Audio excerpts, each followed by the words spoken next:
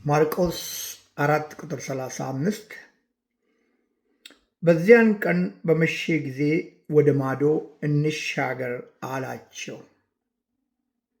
በዚህ በመጽሐፍ ቅዱስ ክፍል የማርቆስ ወንጌል ምዕራፍ 4:35 ላይ ጌታ ኢየሱስ ክርስቶስ እና ደቀ መዛሙርት በአገልግሎት ላይ ውሎ በመሸ ጊዜ ወደ ማዶ እንሻገር አላቸው። ከድካም በኋላ ማለት ነው። ከብዙ ስራ በኋላ ጌታ ኢየሱስ ክርስቶስ እንዲሻገሩ አብሮ ወደ ጀልባ ገቡና ጉዞ ጀመሩ።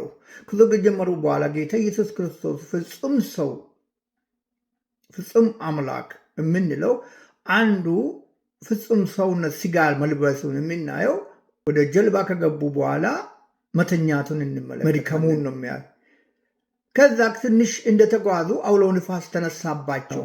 ጀልባቸውን የሚያናውጥ የሚያስፈራ፣ የሚያስደነግጥ፣ የሚያስለቅስ፣ የሚያስጮይ ነገር ተነሳባቸው።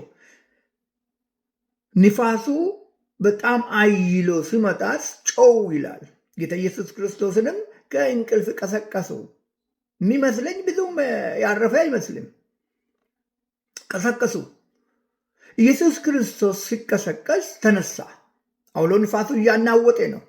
ባህሩ እየተናወጠ ነው። ደቀ መዛሙርቱ እየጮሁ ነው። እያለቀሱ ነው። እያሉ ነው። ጠፋን እያሉ ነው። ሞታቸውን እየተጠባበቁ ነው። ጌታ ኢየሱስ ክርስቶስ ከዛ ከእንቅልፉ ተነሳ። ደስ የሚለው ደቀ መዛሙርት በጀልባቸው ውስጥ ጌታ ኢየሱስ ክርስቶስን ጭነዋል። ተስፋ የሚያደርጉ አውሎ ንፋስ ተፈጥሮ የሚታዘዙለትን ጌታ በጀልባቸው ውስጥ ጭነዋል። አንተስ ወንድሜ እህቴ፣ በጀልባ ውስጥ ኢየሱስ ክርስቶስ አለ? በእምነት ውስጥ ኢየሱስ አለ?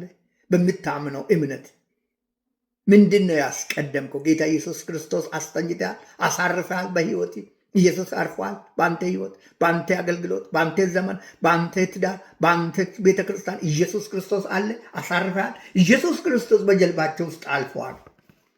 አርፎ ነው ያለ።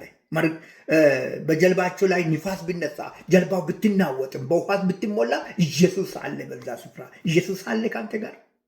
በእምነት ውስጥ ኢየሱስን አሳርፈሃል። በህይወት ኢየሱስን አሳርፈሃል። በዘመን ኢየሱስ አርፈዋል። ከዛ ኢየሱስ ክርስቶስ ተነሳ እና ፍጹም የሆነ አምላክነቱን ያሳይበት ስፍራ ነው። እዚህ ስፍራ ንፋሱን ገሰጸ፣ ባህሩንም ዝም በል ጸጥ በል አለው። ከዛ ተፈጥሮ ታዘዙለት፣ ቆሙ። ኢየሱስ ክርስቶስ ተፈጥሮ የሚታዘዙለት አምላክ ንፋሱን ጸጥ አስባለው፣ ወጀቡን ጸጥ አስባለው። ጌታ በሕይወት ይክበር። ኢየሱስ ክርስቶስ በአንተ ሕይወት ይክበር። ንፋሱን ጸጥ የሚያደርግ ከዛ በኋላ መሻገር ጀመሩ። ኢየሱስ ካለ ትሻገራለህ ወንድሜ። ኢየሱስ ካለ ትሻገራለሽ የኔ እህት። ኢየሱስን ያዝ። ከኢየሱስ ውጭ የጫንከው ነገር ካለ ጣላቸው፣ አስወግዳቸው። ኢየሱስ ይረፍ በአንተ ሕይወት። ኢየሱስ ከሌለ መሻገር አትችልም። የዘላለም ሕይወት የሚገኘው በኢየሱስ ክርስቶስ ብቻ ነው። ኢየሱስን በማመን ብቻ የእግዚአብሔር ልጅ የሆነ ጌታ ኢየሱስ ክርስቶስን ስታመን በሕይወት ክብር ይሆናል፣ በዘመን ክብር ይሆናል። ትሻገራል። የሚያናውጥ ነገር እያናወጠን ትሻገራለህ። የሚያስደነግጥ ነገር እያስደነገጠን ትሄዳለህ፣ ትጨርሳለህ። ኢየሱስ ክርስቶስ በጀልባ ውስጥ ይኖር። ኢየሱስ ብቻ ያለ። ሃሌሉያ! ኢየሱስ ጌታ ነው። አሜን።